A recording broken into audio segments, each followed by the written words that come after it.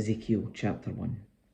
On July the 31st of my 30th year, while I was with the Judean exiles beside the Kibar River in Babylon, the heavens were opened and I saw visions of God.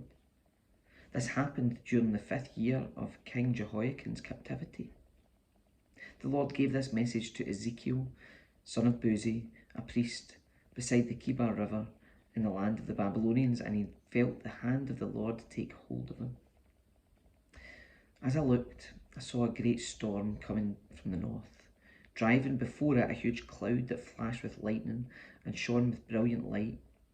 There was fire inside the cloud, and in the middle of the fire glowed something like gleaming amber.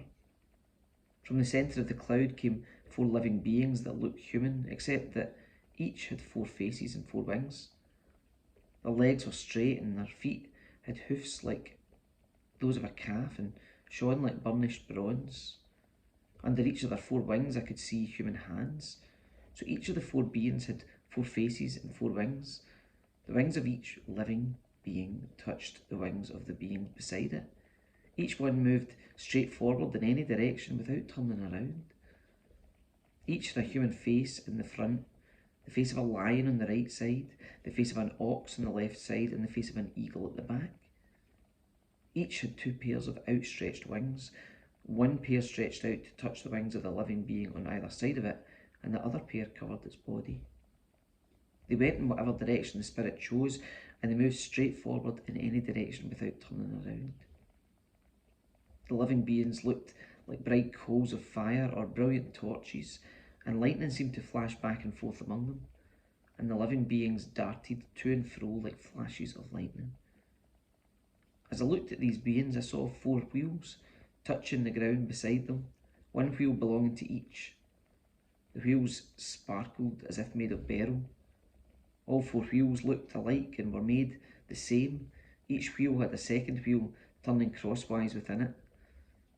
The beings could move in any of the 4 directions they faced without turning as they moved. The rims of the 4 wheels were tall and frightening, and they were covered with eyes all around.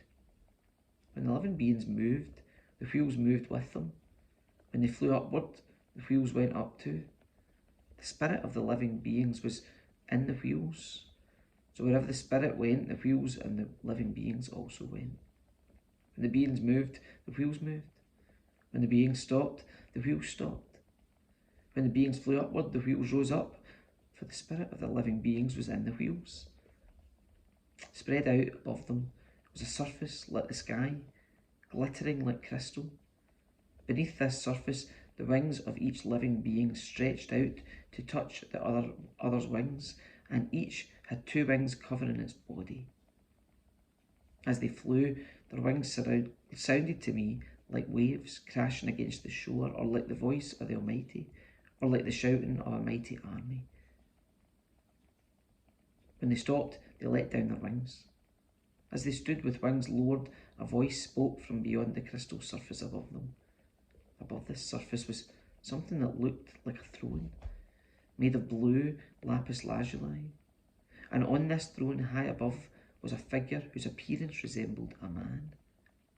From what appeared to be his waist up, he looked like gleaming amber, flickering like a fire. And from his waist down, he looked like a burning flame, shining with splendour.